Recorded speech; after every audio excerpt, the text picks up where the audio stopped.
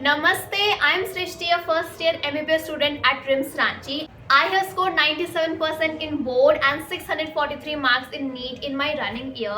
And in this video, I'm going to explain in detail how I balanced both the aspects simultaneously and did good in boards as well as my entrance exam.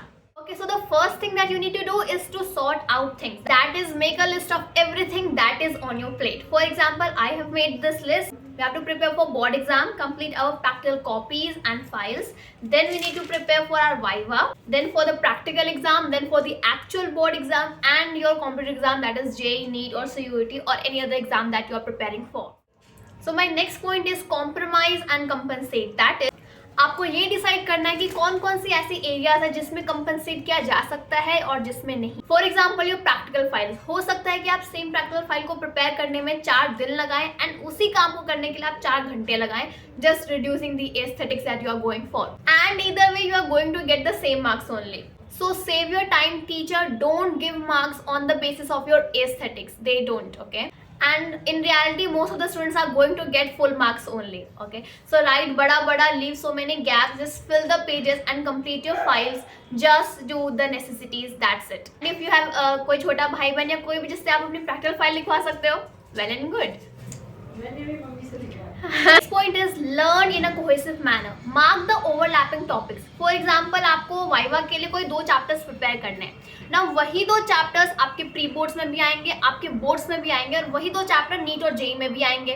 तो उन 2 chapters को बस viva के लिए मत पढ़ो. जब उन 2 चैप्टर्स को प्रिपेयर करो तो make sure that your pre-boards, your boards, your JEE, NEET, everything is prepared in a cohesive manner. This point is save time. अगर स्कूल जाना इंपॉर्टेंट नहीं है, एब्सेंट मारो. और अगर स्कूल जा रहे हो तो पहले से घर से प्लान करके जाओ कि मुझे ये काम स्कूल में ही निपटा के आना है. अगर आपको 10 मिनट का टाइम फ्री मिले या 60 मिनट का टाइम फ्री मिले, use it wisely, plan and execute. Next point है स्कूल का काम स्कूल में निपटा लो. फॉर एग्जाम्पल, आपको अपनी प्रैक्टिकल मैनुअल लिखनी है, ठीक है. आपको स्कूल में बहुत सारे छोटे छोटे स्पेसेस फ्री मिलेंगे, जैसे गेम्स का पीरियड मिल गया, लाइब्रेरी मिल गई, या फिर टीचर अभी गए हैं, 5 मिनट का टाइम फ्री है, अपनी प्रैक्टिकल मैनुअल लिखो. हो सकता है आप 4 ही लाइन लिख पाओ उस 5 मिनट में, लेकिन लिखो.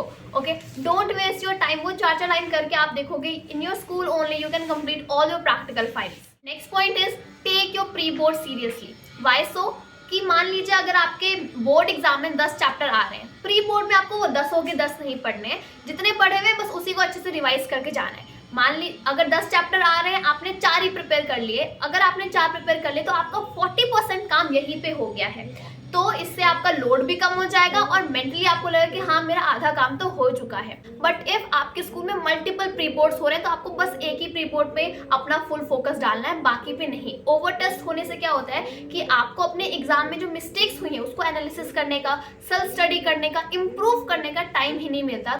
सो इन शॉर्ट आपका टाइम वेस्ट होता है. तो बस एक प्री बोर्ड के लिए ही आपको प्रिपेयर करना है, बाकी के लिए नहीं. Next point is act smartly. आपके बोर्ड एग्जाम 15 फेब से शुरू हो रहे हैं. इनफैक्ट जो मेजर सब्जेक्ट्स हैं वो और लेट ही शुरू हो रहे हैं. तो अब आपको खुद से ये एनालाइज करना है कि आपको कौन से सब्जेक्ट के लिए प्रिपेयर करने में कितना टाइम लगता है.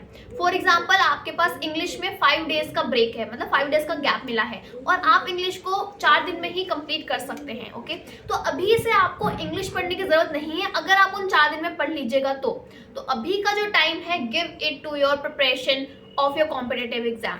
सी जेईई नीट के लिए आपको आपकी 11th भी कवर करनी है एंड सीयूईटी में और भी सब्जेक्ट्स आएंगे जो आपके बोर्ड एग्जाम में आते भी नहीं है. ट्रस्ट में, बस लगता है कि भाई उसमें बहुत टाइम है, लेकिन टाइम नहीं बचता है एंड बाद में आप जल्दी करोगे. इससे अच्छा है कि अभी का जो टाइम है उसको उसके लिए यूटिलाइज कर लो.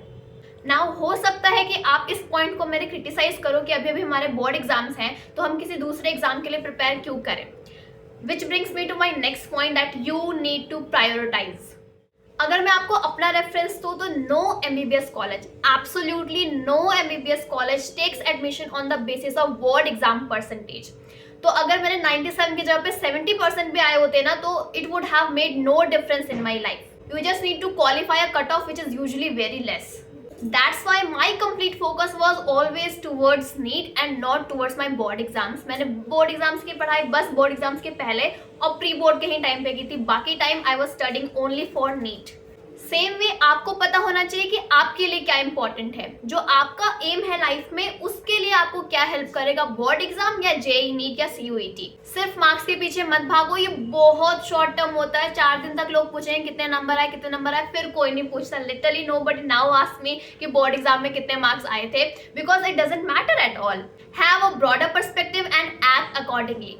I hope all these points help you in some way. See you soon in my next video. Till then, keep learning. Bye bye.